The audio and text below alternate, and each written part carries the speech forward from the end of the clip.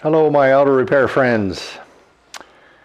I am replacing the heater blower motor on a 2011 BMW X5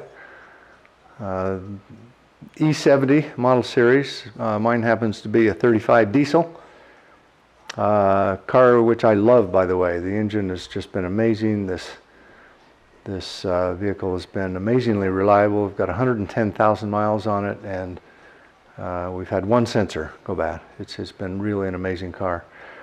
And I've had a couple of professional mechanic jobs. I've done a lot of blower motors. And this one, I'm glad to report, is by far the easiest blower motor I have ever replaced. It's just astonishing. I was expecting, something as complicated as a vehicle, but this one, man, they need to give the guy who designed this system a huge raise, because he's not making enough to make it this ingenious and this easy to replace.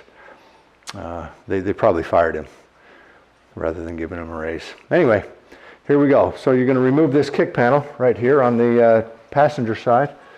That kick panel slides up just underneath there. There's 3 screws that replace that, a couple of wires for a courtesy light and something else. You can see those hanging down, but disconnect those. And then this ducting, and I apologize for the light, but I'm not a videographer, I'm a mechanic. This ducting slides up right into there, okay? And then there's a couple screws that attach that into place. And then I'll pull this into the view. You've got the blower motor right here, and that's the resistor for the blower motor. I'm glad to report that I picked this up at the dealership. One, because once in a while it's nice to have them there to just to get stuff quickly when I want to turn something around quick.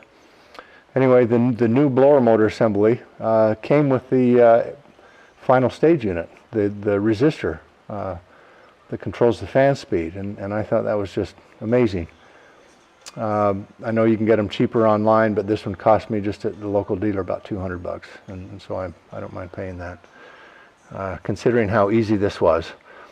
Anyway, this unit is going to drop out just like this, and you open up the box with the new one, and it's going to look just like that. And so what this is going to do, and I can't move the light, so I've got another flashlight here, and it's kind of awkward, but I'm not a videographer, so there you go. Anyway, you can see I've got the replacement unit right up there, and that's the bottom. I'm looking at the bottom of the fan unit. So this thing plugs in just straight up there, and it actually fits. It'll just drop out of there. It's a tight fit, but this one drops out and it goes in just, let's see. Nope, it goes in, sorry.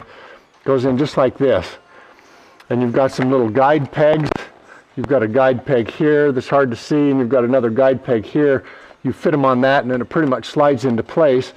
Make sure that the tabs here for attaching it fit flush, because it's easy to get the lip on this box.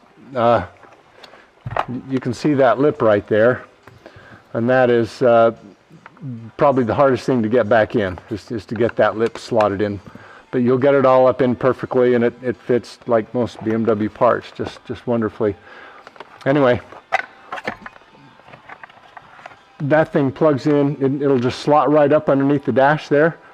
There are 4 or 5 Torx head screws. You drop this one down, toss it aside, grab the new one, and slide it right back up in there. And you can see the bottom of it right there, and if I scope over a little bit more, maybe you can see that where the camera's pointing. But there's the motor for it. It fits, but it's tight. Like I said, the easiest blower motor I've ever replaced. It's just so awesome.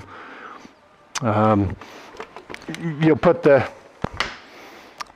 foot duct back in, and that'll snap into place. It'll have two of the same style Torx head screws, those little babies right there, to tighten that back up, and then you put the kick panel back on, and you're done.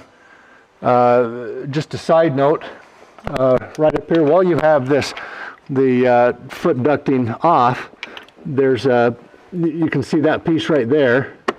That pulls out and you've got a filter right there.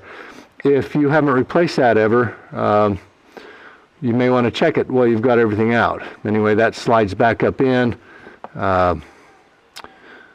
You put the air duct back on, put the kick panel on, and you're done.